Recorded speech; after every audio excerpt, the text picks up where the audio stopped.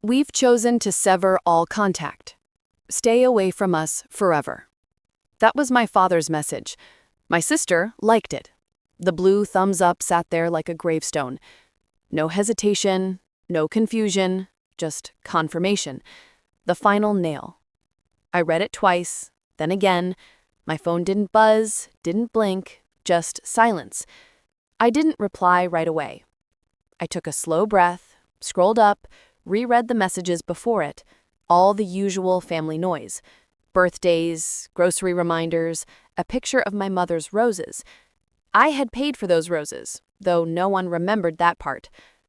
Then I typed my reply. I'll remove my name from every loan tomorrow. And I did. My father used to call me his insurance policy, back when he first asked me to co-sign their loans for the house, the car, the business my sister wanted to experiment with. He said, "It's just paperwork. You're part of this family." I was 24, eager, still under the illusion that loyalty guaranteed love. They used my credit, my savings, my patience. Every time my sister missed a payment, I covered it. Every time my father forgot a due date, I fixed it. I kept the family afloat, invisible, indispensable, and unthanked. And then, when I finally asked for repayment, politely, carefully, they called me ungrateful.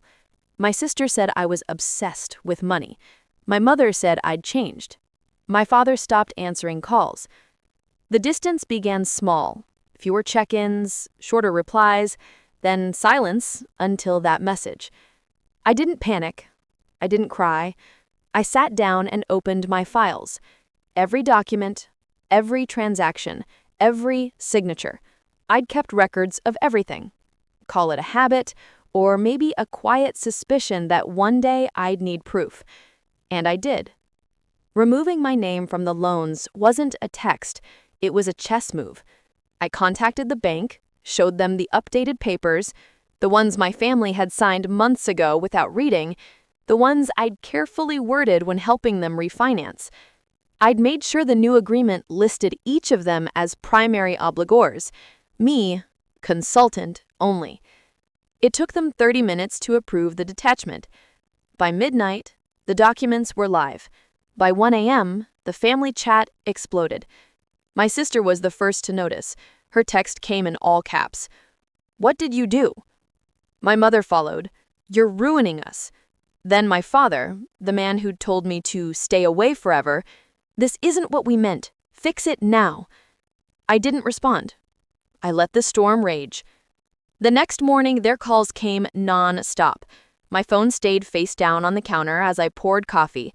The sound was rhythmic, almost peaceful. By noon, I received the bank's notification. The payments were due.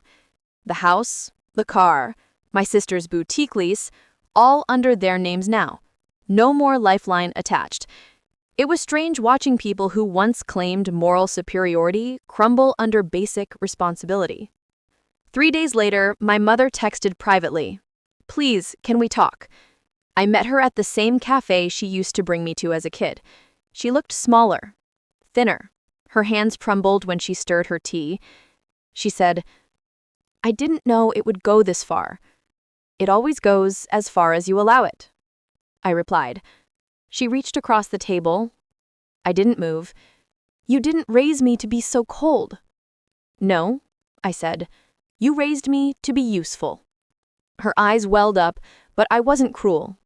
I paid for her tea before leaving. Old habits die hard, but not all of them have to live forever. 2 weeks later, the boutique closed. The car was repossessed. The mortgage defaulted. My sister posted online about toxic family energy. My father went quiet again. This time, not out of pride, but because creditors were calling. They'd built everything on my name. Now they were learning what life looked like without it. Revenge isn't about rage. Rage is messy, loud, predictable. What I wanted was silence, the kind that forces reflection. So I didn't gloat, I didn't send screenshots or messages. I just vanished. Let the paper trails speak. Let the math tell the story. My absence cost them more than my presence ever did. Last week, I received another message, not from the family chat. That's still locked in chaos, but from my father directly. "We didn't mean to cut you off like that. Things got heated. We need to talk." I smiled. The word need always comes back around. I typed my reply carefully. "I've chosen to maintain all distance. Stay well."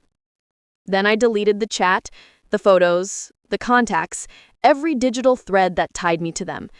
For years, I thought love meant carrying their weight. Now I understand it meant giving them permission to drown me slowly. Not anymore.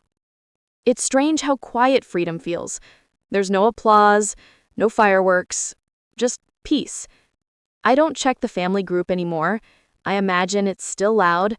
My sister blaming, my father shouting, my mother begging, but I don't hear it. All I hear is the faint hum of a life that finally belongs to me.